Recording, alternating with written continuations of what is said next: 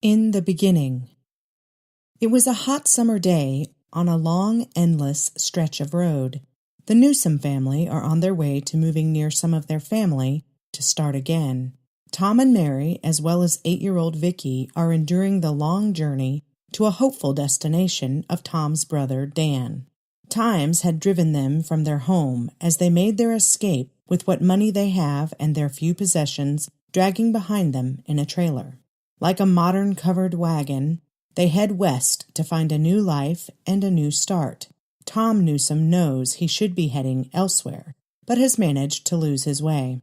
His wife tells him to pull off the interstate and see if they can find a map or directions. This violates his sense of manhood, but eventually he realizes it is a lost cause. He drives down a lonely road away from the interstate and sees a crossroad and a small run-down gas station. As he pulls into a gas station, the attendant begins to walk up to the car. "Howdy," says the attendant. "Hi yourself," Tom replies. "Say, do you know how to get to Hemdale? We are not far, I know, but not sure which way to go. You want to take the road to the right, follow it to Sands, and then left on 88. That will take you straight to Hemdale." Tom says, "Thank you, sir." The attendant looks at the young girl in the back and asks, "Why, who might you be?" The girl looks away shy and blushing while her mom, Mary, responds, "Vickie, answer the nice man." "Vickie, what a nice name for a pretty girl. You know, I have a feeling you're going to grow up to be a very important person."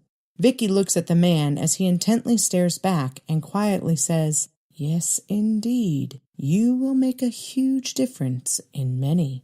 A silence creeps in as only the sound of desert winds blow. Mary looked at the attendant, then Vickie, and then to Tom. "Well, honey, don't you think we should be going?" She turns to the attendant. "Thank you, sir, for your guidance." The attendant slowly looks back at the parents and says, "No problem, ma'am. You people have a safe trip." The attendant backs away as the Newsoms begin to move their car forward. Vickie stares at the man as he nods his head yes at her. Vickie looks confused but curious as the man never stops staring the whole time they drive away. She stares back as far as she can. "Mom, who was that man?" Mary answered, "Just a man who runs a gas station." "He looks like I've seen him before." "You just remember seeing someone like him. We have never been around here before." "What was he telling me?" "I think he was trying to be nice to you." Tom interrupts. "You two need to shut up. I'm trying to concentrate on the road and don't need a lot of chit-chat." A silence befalls them for a while, and Mary asks, "Honey, would you like the radio on?" Tom says, "If it would shut that trap of yours." "Do you have to talk like that to me?" "Look, I'm trying to keep us alive and fed, which is a bit hard when you bitches won't leave me alone." "Tom, do you have to use such language in front of our child?" "You bring it out in me. I can't wait to get to my brother's house and have a drink." "Please, Tom, do you have to drink? Hasn't it done enough damage?" "Listen up. You two drive me to drink. That's the reason I lost my job and our home." "Don't put that on me, and especially your daughter." Tom is getting more and more upset, and as soon as his wife begins to utter something else, he slaps her in the face. Mary grabs her face with her hand and quietly stares out the window, whimpering. Vickie is sitting there with her mouth open as the tears build in her eyes. She knows not to cry or say anything, as this will just draw her dad's anger to her. She is young, but can sense the pain in her mom.